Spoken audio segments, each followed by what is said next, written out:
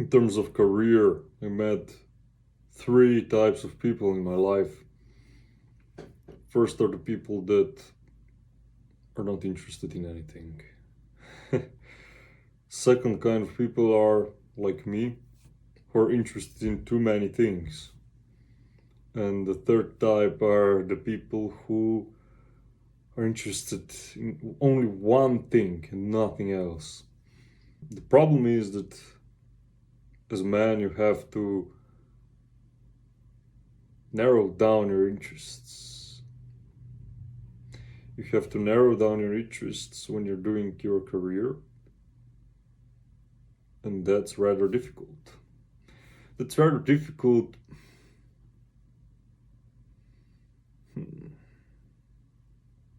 I started recording videos on my phone.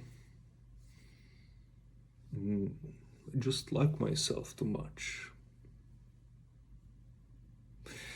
I like myself too much when I'm looking at myself like this. Okay, so if we continue to narrow down your interests, that's extremely difficult if you're interested in too many things, but it becomes easier when you ask yourself, what do you want to become? Who do you want to be? Then your interests should only be tools that allow you to become what you want. And today it's quite difficult to become what you want because there are too many options, there are too many people, nothing is valued, everything is easily forgotten. But that's nihilistic view, and we are not nihilists. I actually enjoy living life, and nihilists are probably vitamin D deficient. Anyway, a good place to start is with some literature. And here I have Nietzsche. It's a Slovenian book. Showing it to you doesn't make much sense, but just laying fingers on such a book gives me pleasure. Just skipping through the pages. This man was such a genius. I admire him because he's the only person who could oppose Buddhism, but not his direct critics of Buddhism, but his philosophy in general is a good counterpoint to Buddhism. I know that he had quite limited knowledge about Buddhism itself, and even though he attacked it, I don't consider those attacks valid.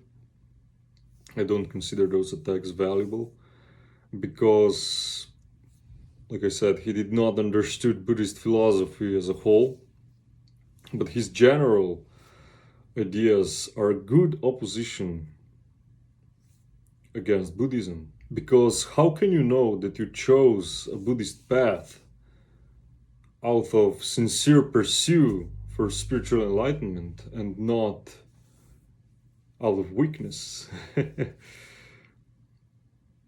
Because many people turn to religion out of weakness. Because even though it's a very hard path, it's nonetheless much easier than the fate that awaits you should you not choose this path. While on the other hand, you could take your chances and become someone like Napoleon. So in the following months, I'll study Nietzsche in depth. I was reading and studying him years ago, but now I can see material with fresh eyes.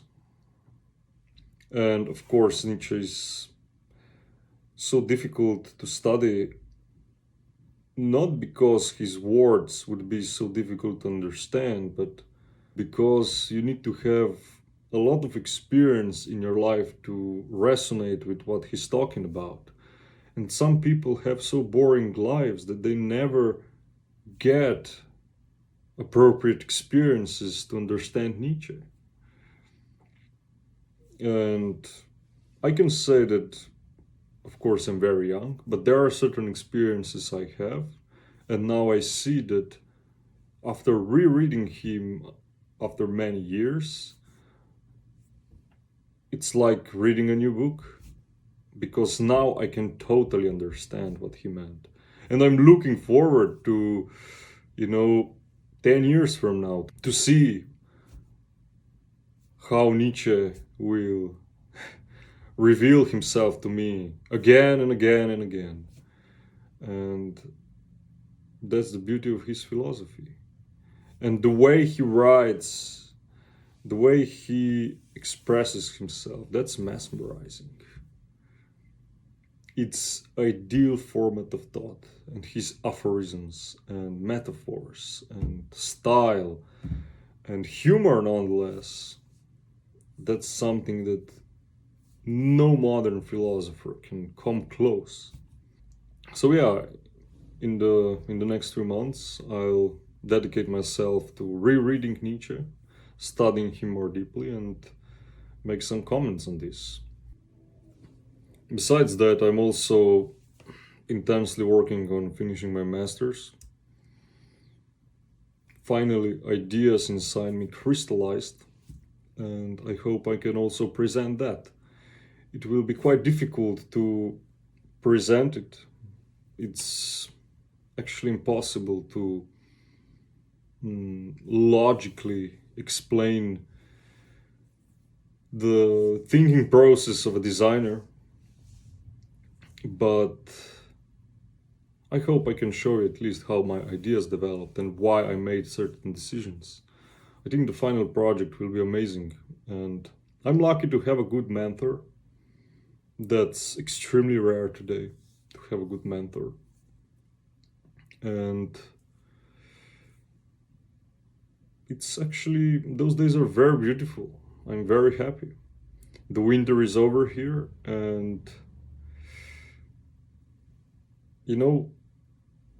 what kind of difference does a sunny day make?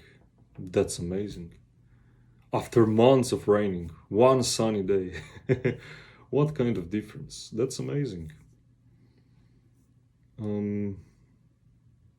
Yeah, I wanted to say earlier that a man has to know how to prioritize his interests.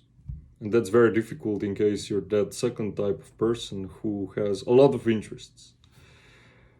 That's my big difficulty, or at least it was in the past. Now I have much more focus on the things that I like.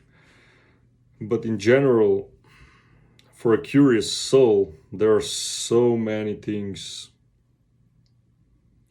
one would like to do, but the life is so short, and you can only be the best in one thing. So you have to know which things to cut away and on which things to double down. The problem is that desire is a very psychoanalytical thing, and what this means is that we rarely act in accordance with our desires. I'm gonna talk about this much more in the future, but it's very interesting how there exists a big gap between who we want to be and what we are actually doing in our lives. Because in our mind, there is always something that is stronger than something that's working in the background and that is often stronger than our conscious mind. And that's why self-development is very complicated.